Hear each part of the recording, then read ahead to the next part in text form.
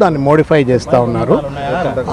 14th August 24 నాడు ఏదైతే supreme court order ఇచ్చిందో ఆ ఆర్డర్ను మోడిఫై చేస్తూ ఉన్నాము. తదనంతరం జరిగినటువంటి యొక్క పర్యవసాన కార్యక్రమాలన్నీ కూడా రద్దయినట్లుగా అన్నట్టుగా మాట్లాడారు. కాబట్టి అన్కాన్స్టిట్యూషనల్ యాక్టివిటీ రద్దు చేసిన దాన్ని హైకోర్టు కొట్టివేసింది. గవర్నర్ కోటాలో ఎమ్మెల్సీగా ఎంపికైన అమీర్ అలీ ఖాన్ నియామకంపై గట్టి షాక్ అయితే తగిలింది. స్టే విధిస్తూ సుప్రీంకోర్టు కీలక తీర్పు ఇచ్చింది. దాసోజు శ్రవణ్, సత్యనారాయణ పిటిషన్లపై విచారణ జరపగా ఈ తీర్పు వెల్లడించింది.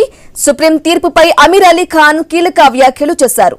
సెప్టెంబర్ 17న వాయిదాకి కోర్టుకు వెళ్తానన్నారు. కోర్టు ఆర్డర్ ఏముందనేది తెలియదని, ఆర్డర్ కాపీ వచ్చిన తరువాత స్పందిస్తానన్నారు అలీ ఖాన్.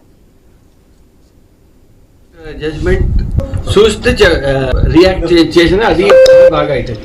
ఇప్పుడు జడ్జ్మెంట్ కాపీ మాకు దొరకలేదు.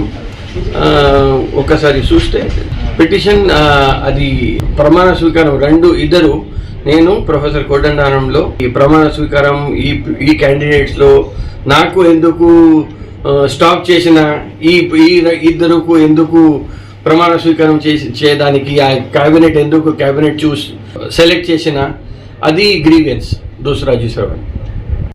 సుప్రీంకోర్టు జడ్జ్మెంట్ చూస్తే రియాక్ట్ చేసిన రాజ్యాంగాన్ని గౌరవించుకుంటే పరాభవం